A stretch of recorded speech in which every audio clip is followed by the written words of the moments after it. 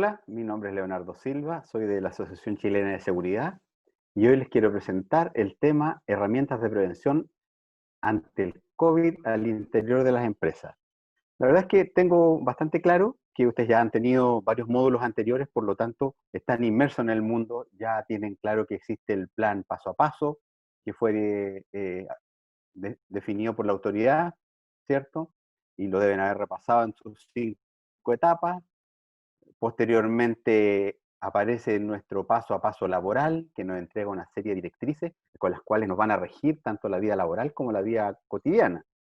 Y entiendo que también ya lo han revisado, por lo tanto voy a partir de la base que es materia sabida.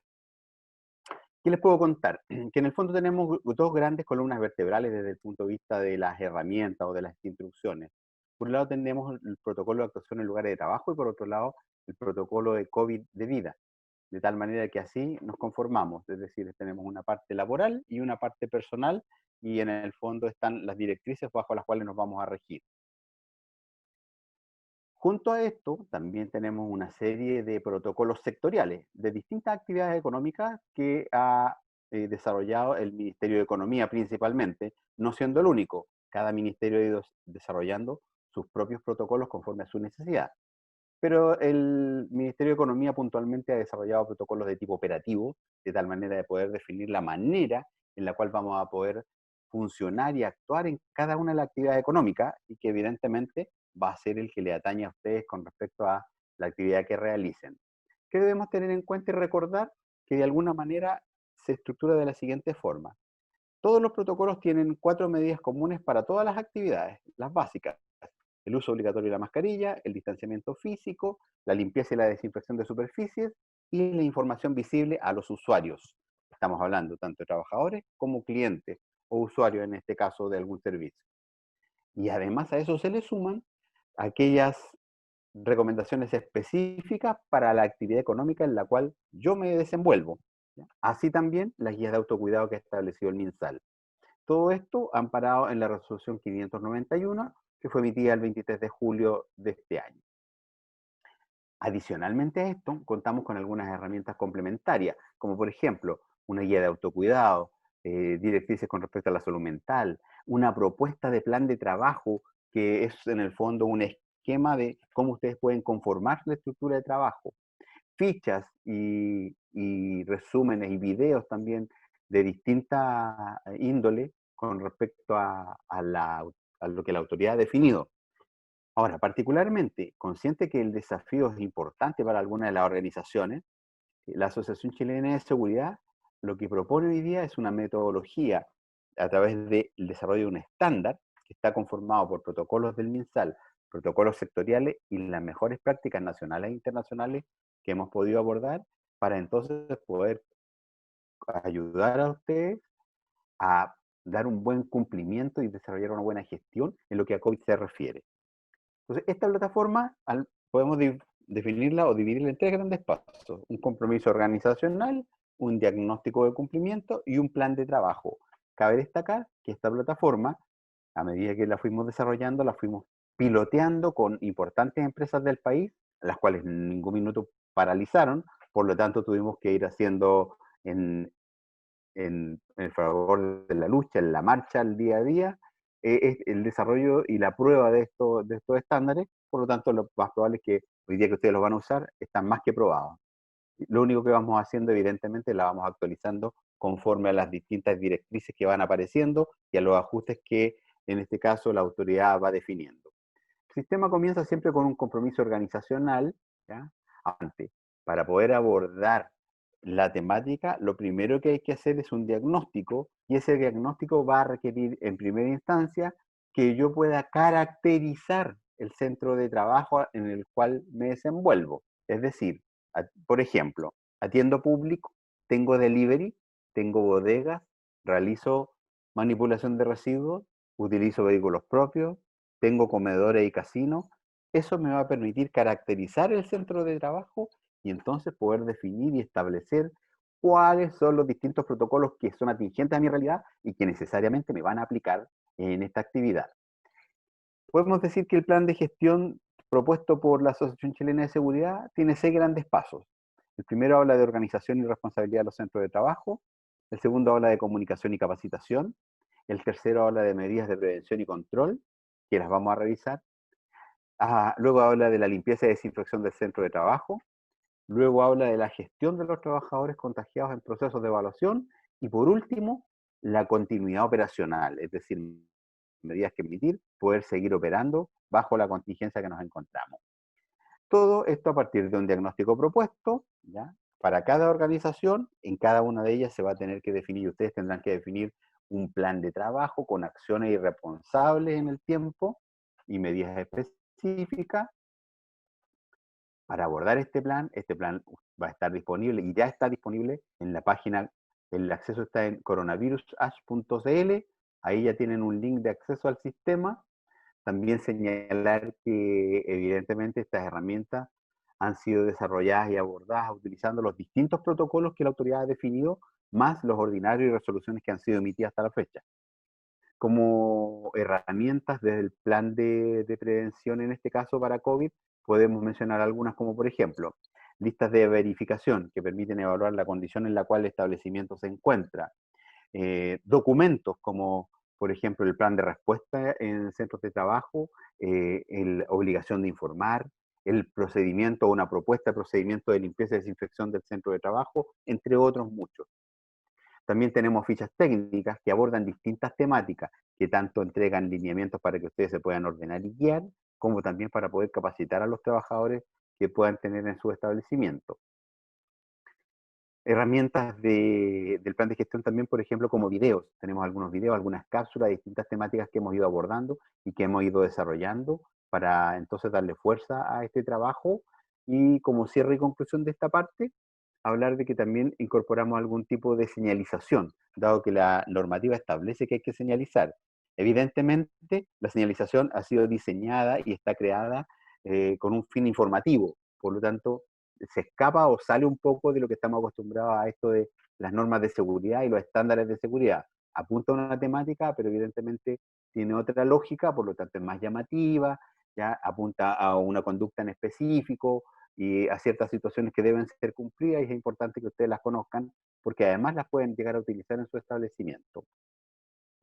Dicho esto entonces, ya lo que me interesa que hoy día podamos conocer es, primero, que la autoridad hoy ha definido un formulario único de fiscalización mediante el cual va a fiscalizar los lugares de trabajo para ver si hay un cumplimiento de la normativa existente. Cabe señalar que es un cuestionario bastante breve, solo tiene 30 consultas, no es exhaustivo, no pregunta todo lo que le pueda relacionar a su actividad, sino que pregunta en el fondo lo general, lo transversal, lo que es esperable que cualquier empresa de este país esté cumpliendo, independiente de la actividad económica, y a eso se le suman los protocolos específicos. Entonces, es una buena herramienta de medida porque les va a permitir en alguna instancia poder evaluar qué tan cerca están de cumplir a cabalidad la normativa que la autoridad ha establecido. Entonces, dicho esto, entonces vamos a ver cómo se aplican. En primera instancia, les debo señalar que muchas de las notas que ustedes van a poder observar en la presentación tienen un número en un círculo rojo. Bueno, lo que quiere o significar este número es la pregunta a la cual apunta dentro del cuestionario de fiscalización. ¿Ya? Es decir, sabiendo que yo adopto esta medida o estas medidas, voy a estar respondiendo entonces a esa pregunta en particular. Y así entonces la presentación, ustedes se van a dar cuenta que están abordadas fácilmente las 30 preguntas específicas con distintas medidas preventivas que debemos aplicar. El primer punto establece que todo lugar de trabajo debe tener una lógica, una reestructuración y por lo tanto nos exige un plan de respuesta, un plan de trabajo de lo que vamos a implementar, con una serie de particularidades, ¿cierto? Y definiciones. Por lo tanto es importante que podamos estructurar nuestro trabajo con una lógica y esta lógica va a estar entonces marcada dentro de este plan. Esa es la primera condición, que haya un plan, una estructura para poder entonces trabajar con personas responsables, ya ojalá conformado un equipo entre los trabajadores, la jefatura y distintos actores de su centro de trabajo o de su actividad económica, de tal manera que se enriquezca este trabajo y que evidentemente se puedan repartir las responsabilidades. entendiendo que difícilmente una sola persona se podría hacer cargo de todas las temáticas que se deben abordar. Dentro de la perspectiva de organización y responsabilidades, por ejemplo, una de las preguntas básicas es si se evalúa los riesgos asociados a contagio por COVID. Esto implica que nuestra matriz de riesgo, que hasta hoy día en general tenía riesgo físico, ¿cierto? Riesgo operativo, que estaban asociados, y riesgos de salud probablemente, que estaban asociados a nuestra matriz, hoy día se incorpora un nuevo agente, un agente de tipo biológico, que es el SARS-CoV-2, que es el virus que causa la COVID-19. Por lo tanto, debe ser incorporada y actualizada la matriz de riesgo. Exactamente pasa lo mismo con el reglamento interno. Es una nueva condición, vamos a implementar medidas y esas medidas deben estar reflejadas en el reglamento de tal manera que el trabajador las incorpore a su actividad diaria y lo podamos evaluar a través de esta y podamos tal vez también controlar el cumplimiento y poder sancionar en el caso de incumplimiento. Por otra parte, el tema del comité paritario es importantísimo. Recuerden que aquellos establecimientos con más de 25 trabajadores en un punto determinado deben establecer entonces un comité paritario y este debe ser una de las, uno de los brazos armados de la actividad que vamos a desarrollar. Por lo tanto, no deja de funcionar, al contrario, toma mayor fuerza, ¿ya? Y es importante entonces que podamos hacer que siga operando y funcionando. Otro tema importante que se establece es que ustedes se puedan coordinar como empresa con las empresas contratistas y subcontratistas y proveedores que los surten de servicios o de bienes, de conformar una red de apoyo para que estemos todos en sintonía y así entonces podamos compartir las mejores prácticas. Se deben asegurar que las medidas que ustedes están implementando también las estén implementando ellos, que haya concordancia en lo que se hace, que los trabajadores externos puedan ser incorporados en las actividades del establecimiento, de tal manera que no vaya a haber una brecha en donde se produzca un incumplimiento o un punto de probable infección, ¿cierto? O contaminación. Le corresponde o le asiste en este caso a la empresa principal el control del cumplimiento por parte de los contratistas y de las visitas y de todas aquellas personas que visitan el lugar de trabajo. Eso es fundamental.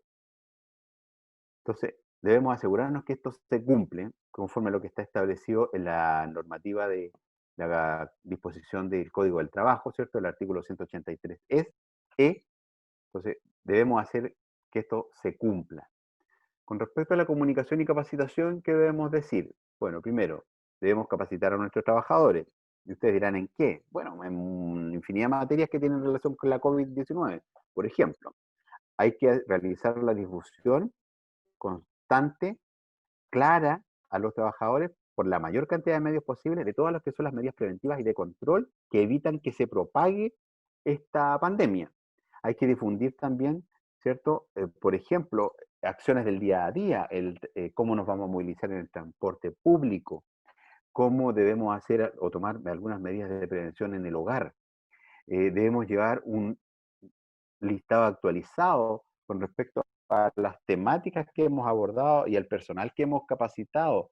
Por ejemplo, en el tema de limpieza, las personas que tengan que utilizar desinfectantes deben recibir específicamente una capacitación con respecto al procedimiento de limpieza y al uso de estos productos químicos que van a estar utilizando. Y eso debe quedar reflejado en una nómina, la cual deberá estar en el lugar de trabajo porque va a ser fiscalizada ante una eventual visita de la autoridad.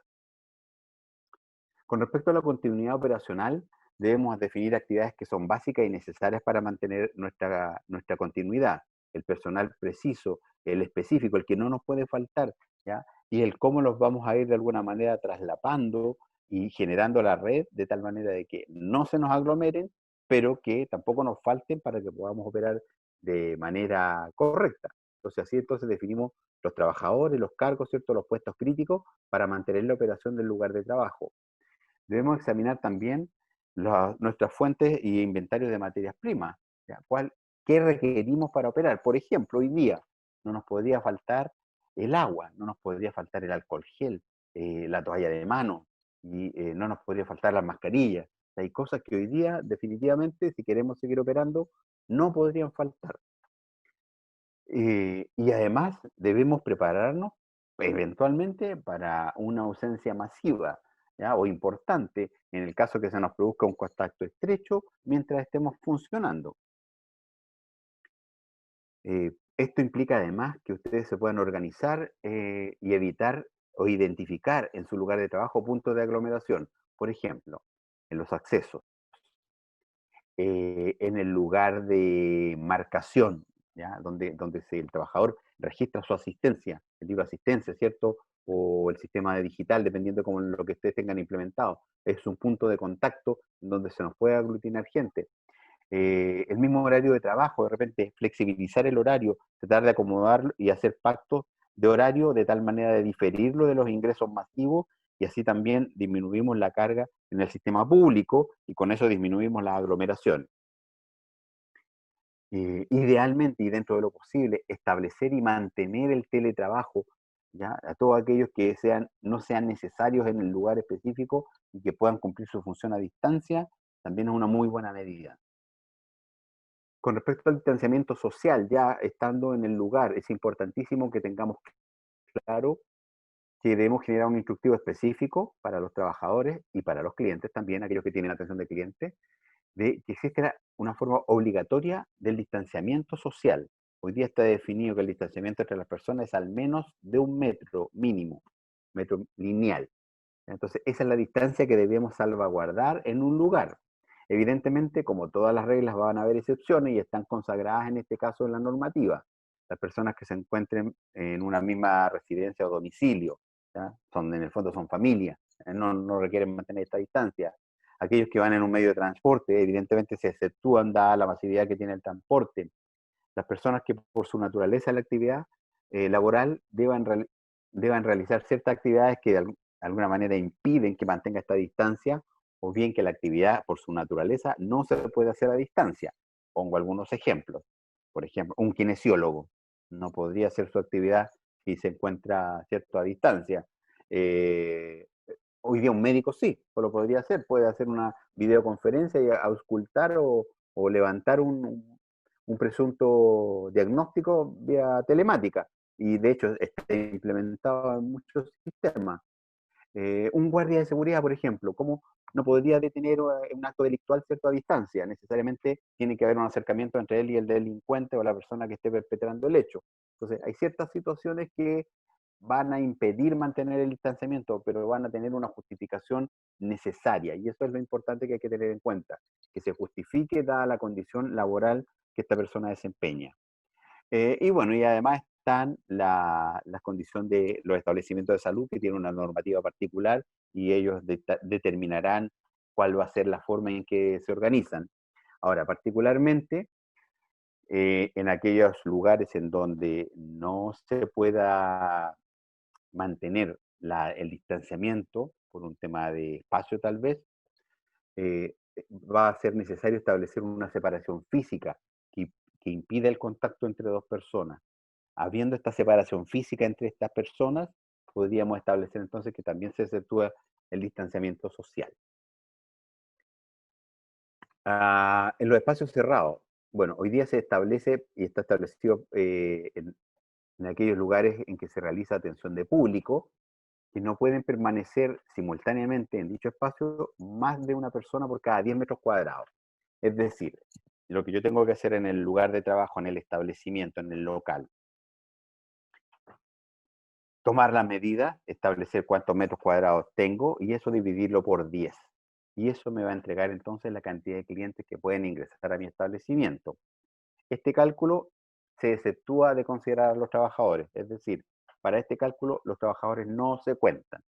Por lo tanto, el valor que me dé es la cantidad de personas que van a poder ingresar al establecimiento. Por otra parte, también se debe de marcar en el piso los puntos de aglomeración que hayan sido identificados. Por ejemplo, en el acceso, las filas de espera, en los sistemas de atención al cliente, en los ascensores, en las áreas de ingreso a las oficinas y cualquier otro sector similar. Es importante que esta demarcación sea de un material resistente a la limpieza y a los químicos que hoy día se están utilizando para que se mantenga de buena forma. De lo contrario, lo que hay que hacer es una mantención, ¿cierto? Y un cambio paulatino en el tiempo para que se mantenga siempre mientras lo podamos necesitar. Por otra parte, también es necesario que tengamos que adaptar los espacios y los puestos de trabajo, de manera que podamos mantener este distanciamiento de 1 metro, o en su defecto, si por razones laborales no podemos cumplir la medida, vamos a tener entonces que instalar barreras divisorias de materiales como un acrílico, un policarbonato, un vidrio o cualquier otra cosa similar. Entonces, esto es importantísimo porque con esto vamos a entonces a mantener el distanciamiento social. Vamos a tener que adecuar, por ejemplo, las capacidades de los casinos, tema importante. ¿Qué pasa con los accesos al establecimiento? Si usted cuenta con más de 2 accesos, lo que debe hacer es dejar al menos 2 habilitados principales, uno de entrada y uno de salida. Sí, el resto se cierra. Si solo cuenta con uno, lo que tiene que hacer es partirlo, abrirlo a la mitad, separarlo, de tal manera que un área sea de entrada y otra área sea de salida. Y así debe estar identificado para que la gente no se entrecruce. Y eso está dentro de la normativa. Otro tema importante son los elementos de seguridad que se van a requerir. Bueno, la normativa es bien clara con respecto a los elementos de seguridad. Deben ser entregados, ¿cierto?, a los trabajadores sin ningún costo para ellos. Ahora, ¿cuándo entrego elementos de seguridad? Bueno, evidentemente de acuerdo a los peligros que están presentes en el lugar de trabajo, de acuerdo a las tareas que se van a realizar, de acuerdo a las indicaciones, por ejemplo, de la hoja de seguridad de los productos químicos que vamos a utilizar, o bien aquellos que se requieren conforme al ambiente o al lugar de trabajo en el cual me desenvuelvo. Entonces, esto es importantísimo porque de acuerdo a eso van a ser los elementos de seguridad que van a ser requeridos y necesarios de implementar. Un tema importante es que debemos capacitar a los trabajadores en el uso correcto, en la colocación y en el retiro de este elemento de seguridad. Tenemos que verificar y observar que los trabajadores utilizan correctamente los elementos de seguridad. Debemos considerar la reposición y la renovación en el caso de extravío o deterioro. Y además, debemos señalizar la obligatoriedad del uso de estos elementos según las tareas que se deban realizar o los peligros presentes en el lugar en que nos encontramos. O sea, como pueden ver, es toda una temática del tema de los elementos de seguridad.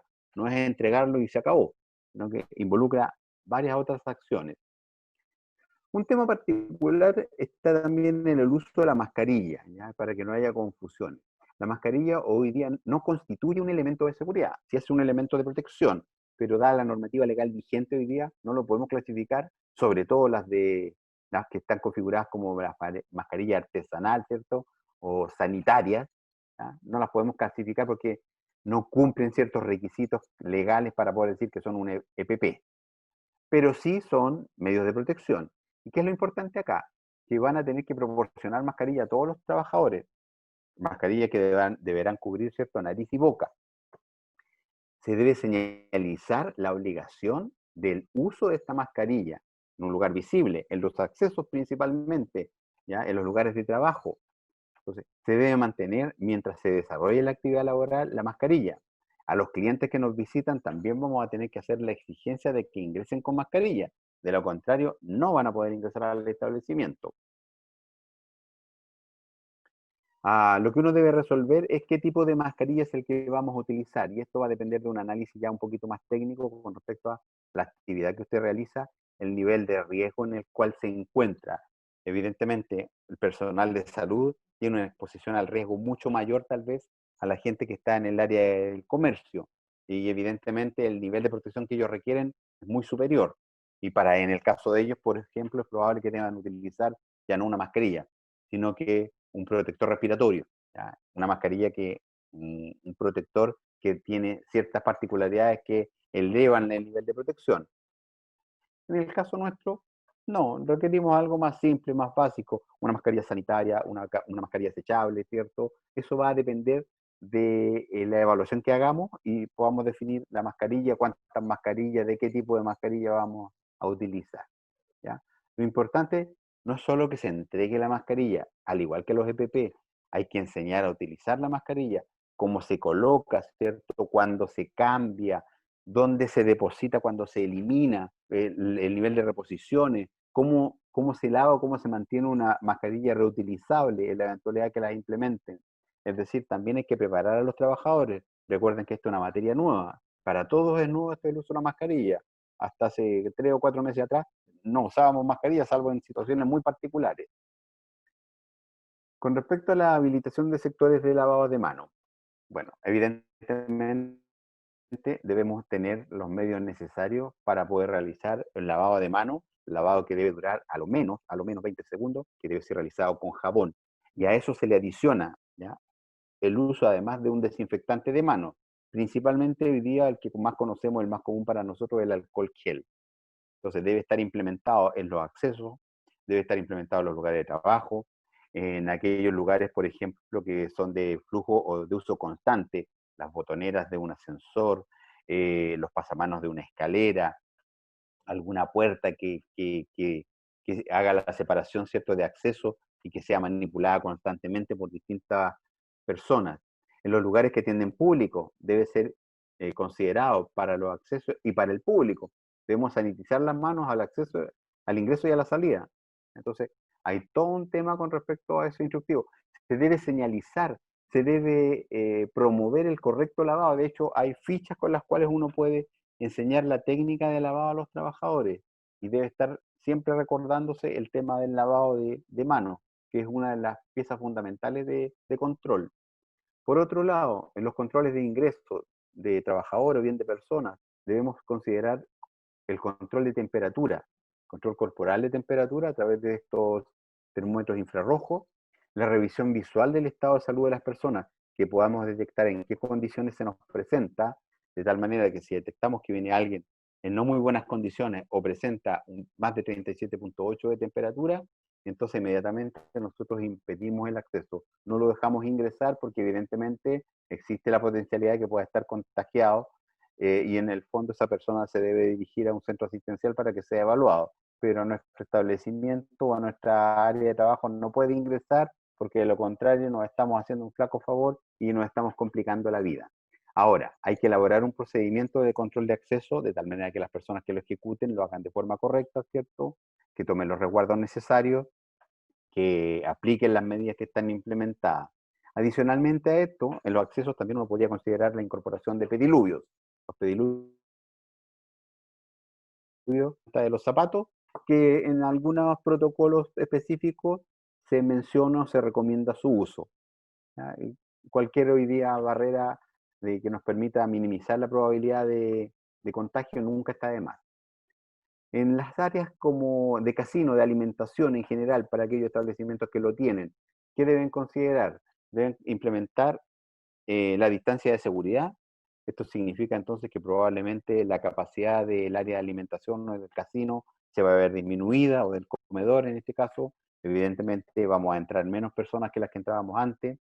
Debemos colocar sillas intercaladas, ¿cierto?, en zigzag para que no haya nadie enfrente mío, tratando de mantener el metro de distancia.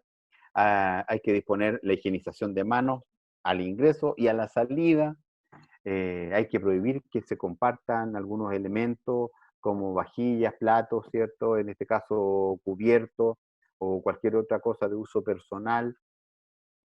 Hay que elaborar un procedimiento de aseo, limpieza y desinfección de esta área, idealmente para los turnos, es decir, después de cada turno hay que hacer un repaso y hay que hacer un aseo inicial y un aseo terminal, de tal manera que nos aseguremos que el área se mantenga siempre limpia. Además hay que ventilar el área, hay que tener una ventilación constante.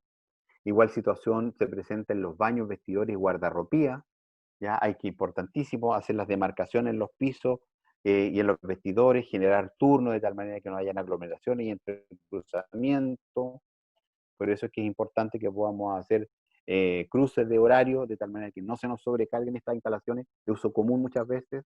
Se debe reforzar o establecer un plan de limpieza y desinfección de todo lo que son baños, vestidores, guardarropía, en el caso que los tengan ustedes en sus instalaciones.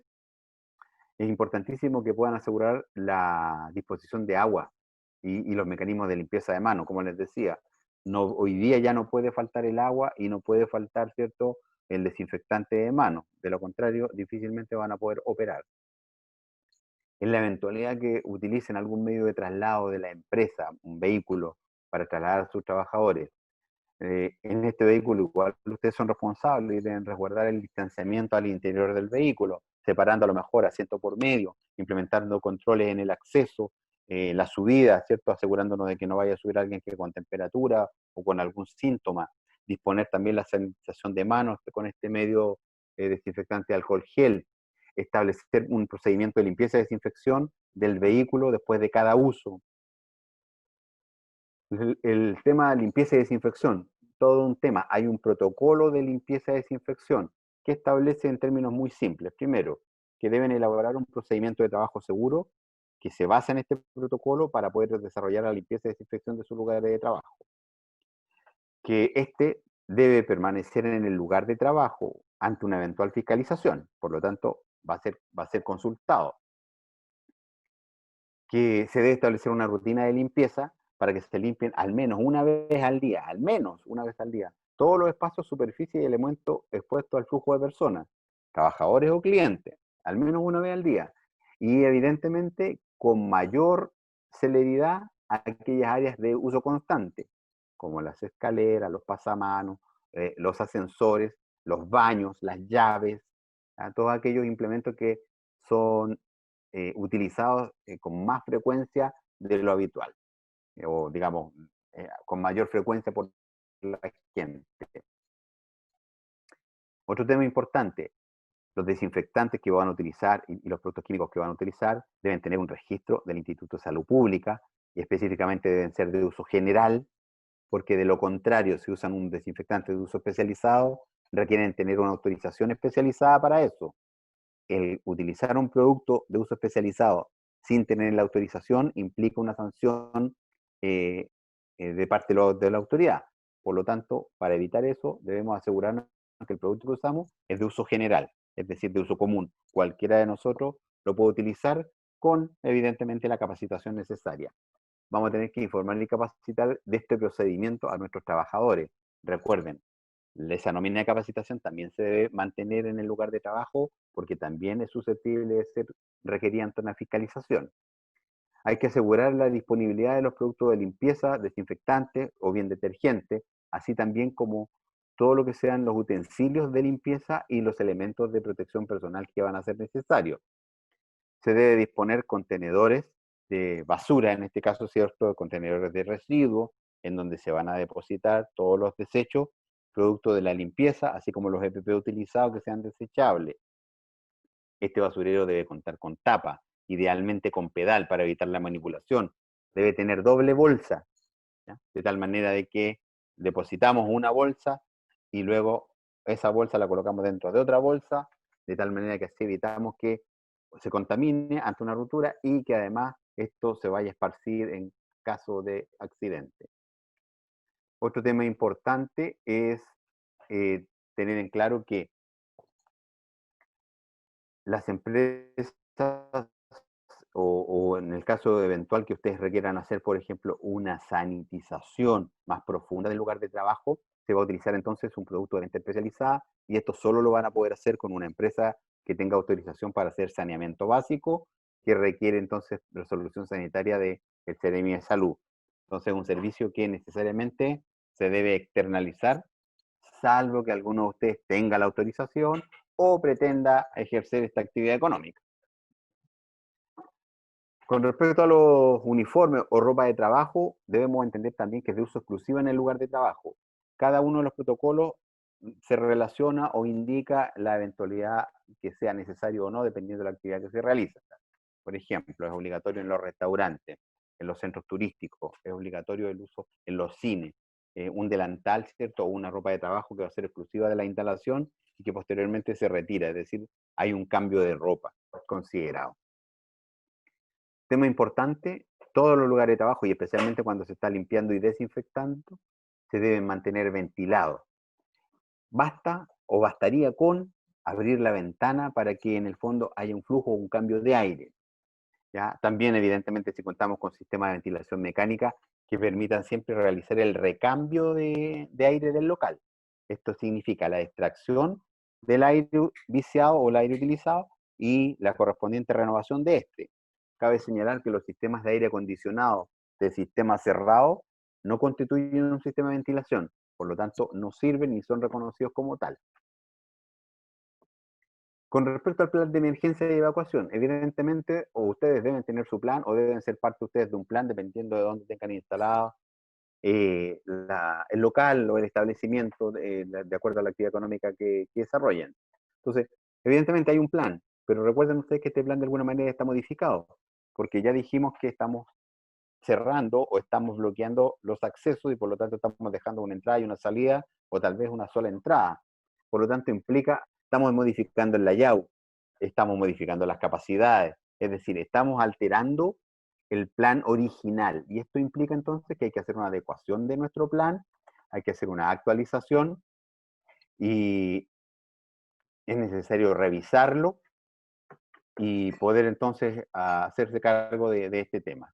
Otro tema importante es desarrollar e implementar procedimientos para identificar casos sospechosos, actuación en casos confirmados, en caso de contacto estrecho, o qué hacer con los trabajadores que hayan sufrido ya la enfermedad. Y venga, pero es importante tener siempre presente y considerar que cualquier incumplimiento tiene una sanción administrativa y económica que está establecida en la normativa hoy día legal.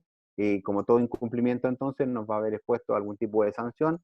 Por eso es importantísimo que ustedes puedan dar un buen cumplimiento a lo que la normativa hoy día establece y a los protocolos que se han definido. Es de esperar que la información que les he entregado les pueda servir. Les deseo mucho éxito y que estén muy bien. Nos vemos.